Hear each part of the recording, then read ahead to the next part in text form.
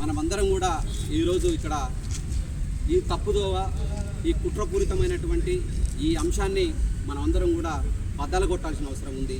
ఈ ప్రజానికానికి చెప్పవలసినటువంటి బాధ్యత కూడా మన పైన ఉంది.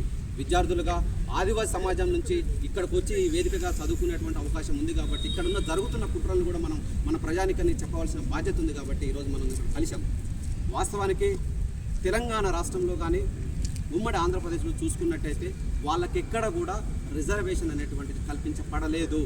1956కు సంబంధించినటువంటిది ఏదైతే ఉన్నదో ఆనాడు ఆంధ్ర తెలంగాణ అనేటువంటి దాన్ని హైదరాబాద్ సంస్థానం నుంచి కలిపే ప్రయత్నంలో 1956లో ఏర్పడ్డటువంటి ఆంధ్రప్రదేశ్ రాష్ట్రంలో ఆనాడు సుగాలీలు అనేటువంటి వాళ్ళు ఆంధ్రప్రదేశ్లో ఉన్నప్పుడు వాళ్ళని ప్రపోజల్గా పెట్టడం జరిగింది తప్ప పార్లమెంట్లో గడిలింగన గౌడ్ అనేటువంటి ఒక ఎంపీ ఆ బిల్లు కూడా వాస్తవానికి నెగిటివ్ అయినది. కానీ దాన్ని కూడా వీళ్ళు ఏం చెప్తారంటే 1956లో మమ్మల్ని కలిపారు అనేటువంటిది ఎస్టీఓ దగ్గర వీళ్ళు చెప్తున్నటువంటి పరిస్థితి. మరి ఆ రోజు కలిపినప్పుడైతే మరి 71లో కూడా మీరు బీసీఏ కమిషన్లో ఉన్నారు కదా, బీసీఏ కేటగిరీలో ఉన్నారు కదా, మరి ఎన్నిసార్లు కలుపుతారు? మళ్ళీ 76లో కూడా మీరు మమ్మల్ని కలిపినమని చెప్పి మాట్లాడుతూ ఉన్నారు. 76లో కలుపుతారు, మిమ్మల్ని 56లో కలుపుతారు. మళ్ళీ ఒక పెద్ద మనిషి వచ్చేసి 1931 నుంచే మేము నిజాం ప్రభుత్వంలో ఉన్నామని చెప్పి మళ్ళీ మాట్లాడుతూ ఉన్నారు. అంటే ఇవాళ ప్రజల్ని, తెలంగాణ ప్రజల్ని, ప్రజాస్వామికవాదుల్ని, మేధావుల్ని, ఈ రాజకీయ పార్టీలందరినీ కూడా తప్పుదోవ పట్టించే ప్రయత్నం కొనసాగుతూ ఉన్నది. కాబట్టి మనం అందరం కూడా వాస్తవాలు తెలుసుకున్నాం. కాబట్టి ఈరోజు రైట్ టు ఇన్ఫర్మేషన్ యాక్ట్ ద్వారా గవర్నమెంట్ ఆఫ్ ఇండియానే అఫీషియల్గా ఇచ్చింది.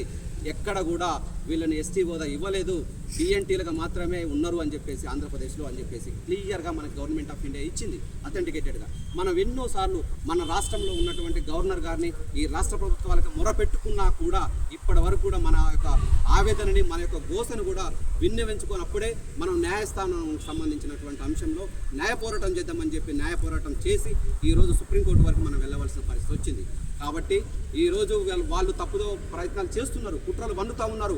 ఈరోజు రాజకీయ పార్టీని బెదిరిస్తూ ఉన్నారు. మా జనాభా ఇంత ఉంది, మేము తలుసుకుంటే ఈ ప్రభుత్వాలు కూలిపోతాయని చెప్పేసి ఇలా మాట్లాడి రాజకీయ పార్టీల్ని, మేధావుల్ని, తెలుగు ప్రజల్ని, ప్రజానికాన్ని అందరినీ కూడా మభ్యపెడతా ఉన్నారు.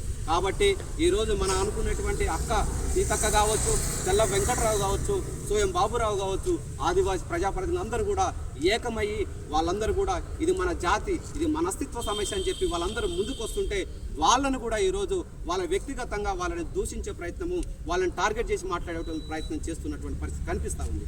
కాబట్టి విద్యార్థి మిత్రులారా, మనం అందరం కూడా ఈరోజు మన జాతి రిజర్వేషన్ ఉపయోగించుకొని ఈరోజు ఇక్కడ వరకు వచ్చినాం. కాబట్టి మన జాతిని మనమే కాపాడుకోవాలి, మనదే బాధ్యత. కాబట్టి ఈ రోజు నుంచైనా సరే మనం ఎక్కడైనా సరే మన ఆదివాసీ ప్రజానికాన్ని విషయంలో మన ప్రజాప్రతినిధులు కానీ, మన సమాజానికి సంబంధించినటువంటి మేధావులైనా సరే, మనతో కలిసి వచ్చేటువంటి వాళ్ళు ఎవరి మీదైనా సరే వ్యక్తిగతంగా ఎవరైనా సరే, లంబాడి సోదరులు కానీ, ఉగాలి సోదరులు కానీ, బంజారా సోదరులు కానీ దాడులకు దిగుతానంటే పోరాటం మేము కొత్త కాదు.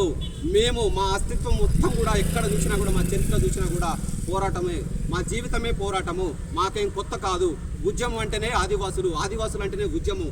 ఆ రోజు నుంచి చూసినా, ఈ రోజు నుంచి చూసినా కూడా ఉద్యమ చరిత్ర చెప్పాలంటే ఆదివాసులదే ఉంటుంది. ఒక్కసారి చరిత్ర పుటల్లోకి వెళ్ళి చూడండి, ఆదివాసుల చరిత్ర ఎట్లుంది. ఈ దేశం ఏర్పడ్డది అంటే ఆదివాసులతోనే ఏర్పడ్డది, ఈ రాష్ట్రం ఏర్పడ్డదంటే ఆదివాసులతోనే ఏర్పడ్డది. కాబట్టి విద్యార్థి మిత్రులారా, ఈ రోజు నుంచి అయినా సరే మనం అందరం ముక్త కంఠంతో ఏదైతే వాళ్ళు మభ్యపెట్టి కుట్ర పండుతున్నారో రాజకీయ నాయకుల్ని కానీ, ఇప్పుడున్నటువంటి కేంద్ర రాష్ట్ర ప్రభుత్వాలను కూడా వాళ్ళ తప్పుదో పట్టించే ప్రయత్నం చేస్తూ ఉన్నారు. కాబట్టి మనకున్నది ఏంటంటే న్యాయస్థానం ఈ రోజు కాకపోయినా రేపైనా సరే మనకి న్యాయం గెలుస్తుంది. ఎట్లా అంటే మనకి ఏది ఉన్నా సరే డాక్యుమెంటేషన్ రూపంలో ఉంది. కాబట్టి మనమందరం కూడా విద్యార్థులందరంగా ఐక్యంగా పోరాడాల్సినటువంటి బాధ్యత ఉంది. కాబట్టి మన ప్రజాప్రతినిధులు కూడా మనం కాపాడుకోవాలి. కాబట్టి మన ఇక నుంచి పోరాటం చేయడానికి సిద్ధంగా ఉండాలని చెప్పి ఈ వేదికగా అందరికి కూడా పిలుపునిస్తున్నాను. జై ఆదివాసీ, జై ఆదివాసీ, జై ఆదివాసీ, జై ఆదివాసీ.